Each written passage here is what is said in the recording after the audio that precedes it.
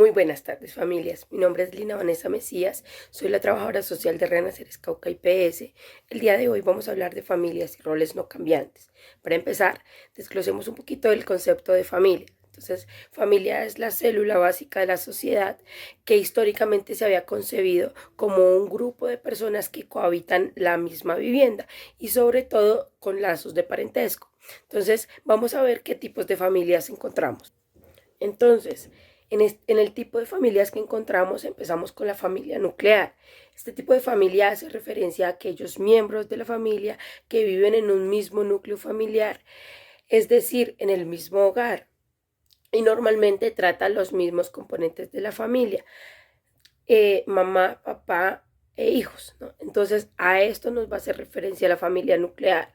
Seguidamente vamos con la familia extensa, que nos habla de esa familia a la que nos referimos, que está conformada por miembros de consanguinidad y van más allá del núcleo familiar, es decir, más allá de mamá, papá e hijos, ¿no? Entonces están en el mismo hogar, pero cuyas relaciones no son únicamente y exclusivamente entre padres e hijos, sino que también incluyen otros familiares, como por ejemplo algunos primos, algunos tíos, los abuelos, en fin, ¿no? Entonces otros familiares más allá de mamá, papá e hijos, ¿no? Entonces esto sería lo que nos conformaría la familia extensa.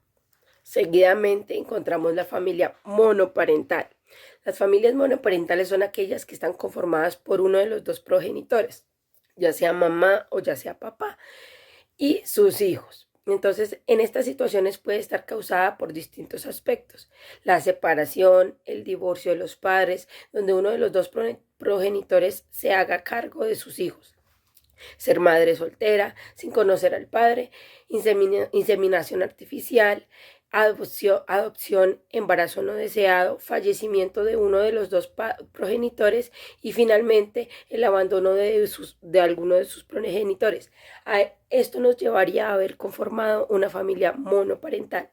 Entonces, para quedar claros, entonces familia monoparental nos llevaría a tener o mamá o papá conformado junto con sus hijos o su hijo.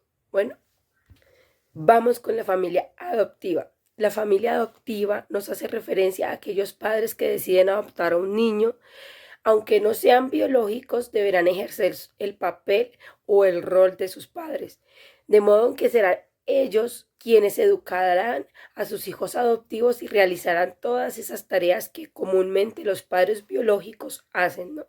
Entonces, vamos a encontrar la educación, los valores, las cosas que normalmente en una familia se realizan.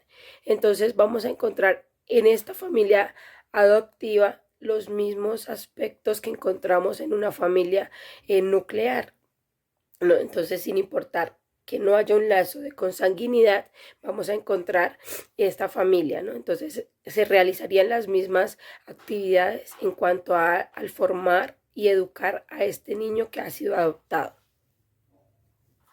Continuamos con la familia reconstruida. Entonces, la familia reconstruida se caracteriza por la inducción de eh, una nueva relación conyugal en la familia.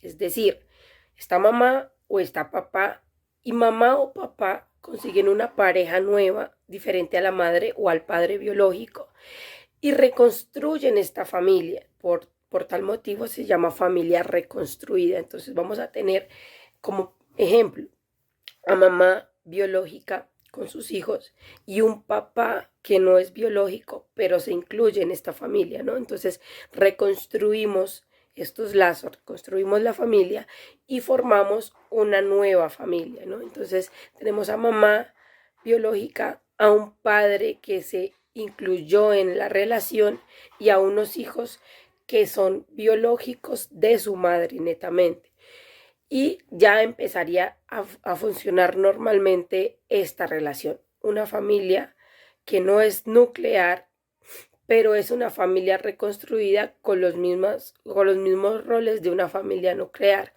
haciendo el rol del padre, haciendo el rol de la madre y sus hijos funcionando como rol de hijo. Ahora que ya hemos estado hablando de roles, vamos a ver qué es un rol.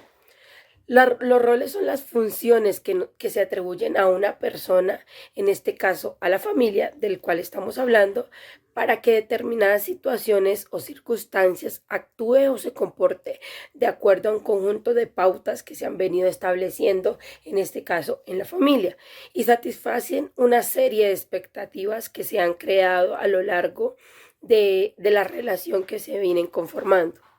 Entonces, quiere decir que todos en nuestra familia tenemos un rol predeterminado que no es cambiante, como el título de nuestra educativa de hoy lo dice, familias y roles no cambiantes. Entonces la mamá tiene el rol de mamá, de exigencia, de persona que nos pone las normas, los límites, y ese rol no puede ser cambiado. También está el rol de padre.